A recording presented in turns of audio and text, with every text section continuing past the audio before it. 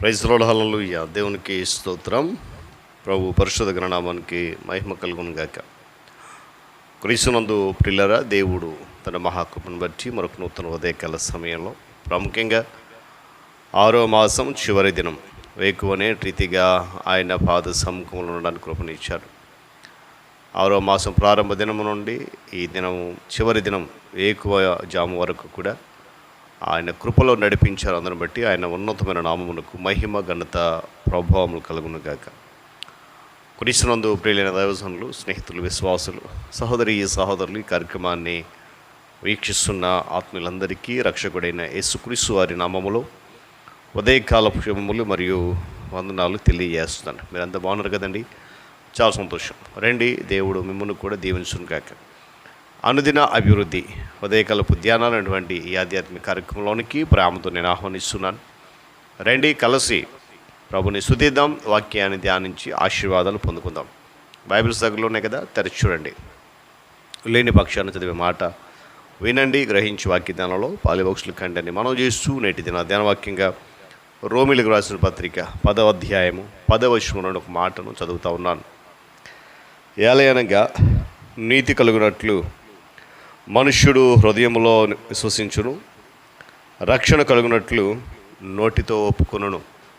దేవుడు తన పరిశుద్ధ లేఖన మాటను మనకు దీవించును గాక. తలలోంచి కళ్ళు మూసుకుని ప్రార్థన చేసుకుందాం. ప్రేమ కలిగిన మా తండ్రి, మహాగుణుడ, మీకు వందనాలు.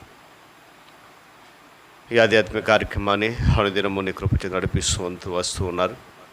ప్రాముఖ్యంగా 6వ మాసము చివరి దినం ప్రారంభ దినం నుండి ఈ సమయం వరకు కూడా నీ రెక్కల దాచి ఈ కార్యక్రమంలో అనేక మంది బిడ్డలు పాలిభాగస్తులై మిమ్మల్ని స్తుతించుటకు మీరు ఇచ్చిన కృపను బట్టి స్తోత్రాలు. మరి ఎంతమందిని బలపరచి నడిపించండి, ఆత్మతో దీవించండి. మీరే ఘనత మహిమ పొందండి. యేసయ్య నామమును అడుగుతున్నాను మా తండ్రి, ఆమేన్. చాలా సంతోషం ప్రియులారా. మరి చదువునటువంటి వాక్య భాగాన్ని లేక ఈ వచనాన్ని జాగ్రత్తగా గమనిద్దాం కొన్ని నిమిషాలు. పౌలు భక్తుడు రోమా సంఘానికి లేఖ రాస్తూ అక్కడ ఉన్నటువంటి విశ్వాసులందరినీ పురికొల్పుతూ, విశ్వాసములో హెచ్చరిస్తూ, ఆత్మీయ జీవితంలో బలపడులాగా చేసినటువంటి ఒక అద్భుతమైన మాటలు ఇవి. ఆత్మ సంబంధమైనటువంటి వ్యక్తికి ఉండాల్సినటువంటి ప్రప్రద లక్షణం లేక మొదటి లక్షణం ఏంటంటే, ఆ వ్యక్తి సంతోషంగా ఉండడం కంటే కూడా పరిశుద్ధుడిగా ఉండగోరును అని ప్రవక్తైనటువంటి A.W. టోజర్ అన్నారు. దేవుని గృహములో సంతోషం అలా చోటు చేసుకున్న ఆ విధానాన్ని ఉద్యోగం అంటారు. అయితే నీతిని ప్రేమించకుండా దుర్నీతిని ద్వేషించుకున్న వారిపైకి ఆనంద తైలము పోయబడదు అని దీనికి వాక్యం జ్ఞాపకం చేస్తుంది. పిల్లల ఉద్యమం అనేది పాపులకు సంబంధించింది కాదు. కాకపోతే మృత్యుంజయుడైనటువంటి తమ ప్రభువునందు ఎవరైతే విశ్వాసం ఉంచుతారో, బాహ్యంగా ఎవరైతే ఒప్పుకున్నారో వారికి మాత్రమే ఇది వర్తిస్తుంది. మరొక విధంగా చెప్పాలంటే ఉద్యమం అనేది రక్షణ పొందని వారికి కాదు, కానీ రక్షణ అనుభవంలోని వారికి చెందింది. మనం చదివినటువంటి వాక్యం అదే. పెంతెకొస్తు శిష్యులకు ఇది వర్తిస్తుంది. అంటే తమ ప్రభు అయినటువంటి క్రీస్తుకు సేవకులుగా తమ్మును తాము ఎవరైతే అప్పగించుకుంటారో వారికే ఇది వర్తిస్తుంది. మారు మనసు అనుభవంలోకి వచ్చి క్రీస్తు యొక్క ఆధిపత్యానికి, అధికారానికి అప్పగించుకున్న వారికే పరిశుద్ధాత్మ అను వరము అనుగ్రహించబడింది. గమనించాలి. చూడండి, ఉద్వేగభరితాన్ని, ఆదరణను కలుగచేసే ప్రసంగాన్ని విన్నప్పుడు ప్రజలు తమ సమస్యలను బట్టి కన్నీరు విడుస్తూ ఉంటారు. మంచిదే, కాదని చెప్పట్లేదు. కాకపోతే తమ పాపముల విషయంలో ప్రతి విశ్వాసి కన్నీరు కార్చడం చాలా అరుదుగా కనబడుతుందని వాక్యం జ్ఞాపకం చేస్తుంది. మారు మనసు గురించి ప్రకటించినట్లు మనకి దినాల్లో యెషయా, ఇర్మియా, బాప్తిస్మిచ్చు యోహాను, యేసుక్రీస్తు వారు మరియు పౌలు, బర్మ వంటి ప్రవక్తలు అవసరమే ఉంది. పాతకాలం నాటి ఉద్యమం రావాలి అని అంటే పాతకాలం నాటి రీతిలో పశ్చాత్తాపం కూడా రావాలి ప్రజల్లో. ఆరోగ్యము మరియు ఐశ్వర్యము రెండో స్థానంలో ఉండాలి. వారి ఆత్మలో వర్ధిల్లు అనుభవం లేని వారికి శారీరక మరియు భౌతిక అభివృద్ధిని ప్రకటించడం ఏమాత్రం కూడా సమంజసం కాదు. అపోస్తుడైనటువంటి యోహాను ఇతడు కూడా ఒక ప్రవక్తే. ఏమన్నా తెలుసా? ప్రియుడా, నీ ఆత్మలో వర్ధిల్లుచున్న ప్రకారము అన్ని విషయములలో వర్ధిల్లుచు సౌఖ్యంగా ఉండాలని ప్రార్థిస్తున్నానని చెప్పి చక్కగా చెప్పాడు.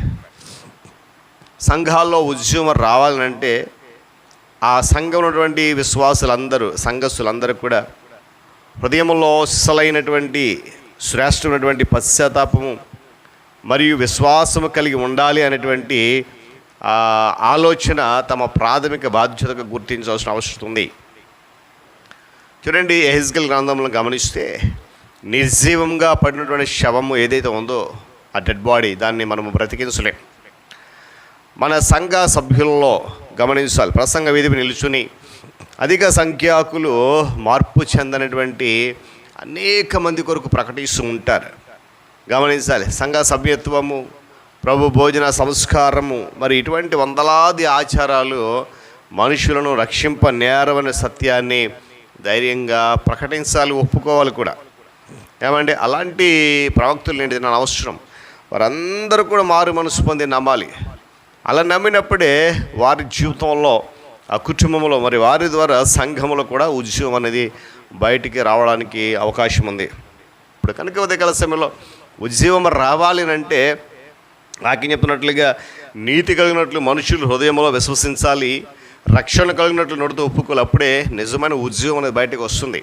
ప్రారంభంలో జ్ఞాపకం చేసినట్లుగా మనకు కూడా ప్రథమ లక్షణం మనము సంతోషంగా ఉండడం కంటే ముందు పరిశుద్ధుడిగా ఉండాలి. అది దేవుడు కోరుకున్నటువంటి శ్రేష్టమైన లక్షణం ప్రతి మనుషులు. కనుక ఆ లక్షణం కలిగి ఉన్న ప్రతి ఒక్కరి ద్వారా ఉద్యమం అనేది పెళ్ళిబుకుతుందని వాక్యం జ్ఞాపకం చేసింది. కాబట్టి ఈరోజు మనము ప్రతి ఒక్కరం కూడా మన సంఘాల్లో, కుటుంబాల్లో, మనం నివసిస్తున్న సమాజంలో ఆ దేవుని గురించి ఉద్యమం రావాలంటే మనలో ముందు నిజమైన పశ్చాత్తాపం రావాలి. ఆ పశ్చాత్తాపం వచ్చినప్పుడు తప్పకుండా ఆ ఉద్యమం అనేది బయటికి రగులుతుంది. దేవుడి మాటలు మనకు దీవించును గాక. తలలోంచి కన్ను మూసుకునండి, ప్రార్థన చేసుకుందాం. ప్రేమ కలిగిన తండ్రి, వందనాలు. మహాగణుడవు, మహోన్నతుడవు, ఈ ఆధ్యాత్మిక కార్యక్రమం అనుదినము నీ ఆత్మచేత జరిగిస్తూ అనేక మంది బిడ్డలను పాలిభాక్షణం చేసి నీ కృప ద్వారా బలపరుస్తున్నందుకే స్తోత్రాలు నాయనా. ఇదిగో విత్తబడుతున్నటువంటి ప్రతి మాట లోతైన అనుభవాలలోనికి నడిపించే కృప దయచేయండి. నీ దాసుని జ్ఞానం నింపుతున్నందుకు వందనాలు. మరింత జ్ఞానం నింపండి. నీ బిడ్డలకు కావాల్సినటువంటి విలువైన సమాచారాన్ని నీ వాక్యముతో అందించగల కృప దయచేసి ప్రతి ఒక్కరూ వాక్యానుసారంగా తమ బ్రతుకులు మార్చుకొని ఉద్యమం పడ్డ కృప చూపించండి.